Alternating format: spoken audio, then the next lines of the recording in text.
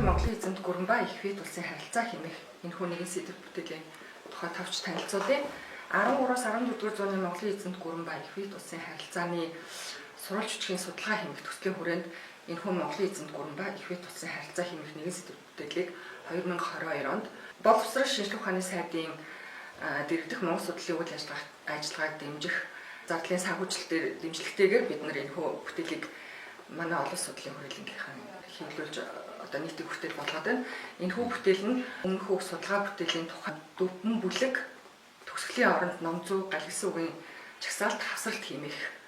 бүтцтэйгээр бичигдсэн. Монгол улсын дипломат харилцааны түүхийг судалж үзэхэд нэг эртний буюу анхдагчдын нэг нь бол 13-аас 14-р зууны үеийн их Монгол улс их вет улсын харилцаа мөн болох нь судалгаагаар батлагдж байгаа. Тэгээд энэхүү судалгааны зорилго нь бол 13-аас 14-р зууны дэлхийн эзэмт гүрэн Вьетнамын их вет улс болон Чампа улсын харилцааны түүхэн үйл явцыг шинэ үзэл баримтлал арга зүйд тулгуурлан судалж бодитоор дүгнэх шинжилгээ ухааны эргэлтэнд оруулах гэсэн ийм үндсэн зорилготой бүтээл маань нэгдүгээр бүлэгтээ бол Монгол их Монгол улс их вет улс их юан хэмээх их Монгол улс их вет улс гэсэн улсуудын харилцааг манай судлаачид хэрхэн авч үзэж судалсан тухай бол томилж гаргасан. Судлагдсан байдлыг 3 үндсэн хэсэгт хувааж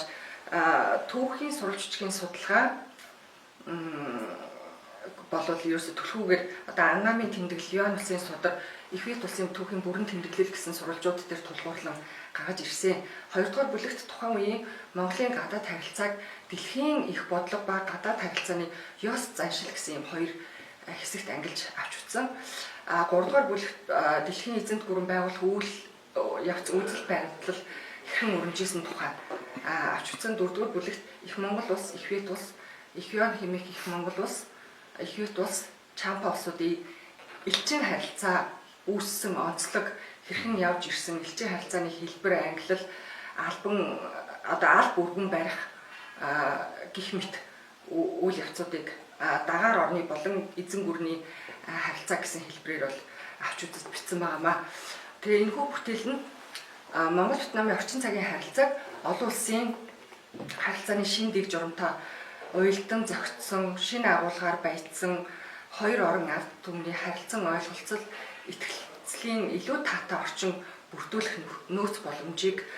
нээн гаргаж ашиглах үндэс суурь болно гэж үзэж байна.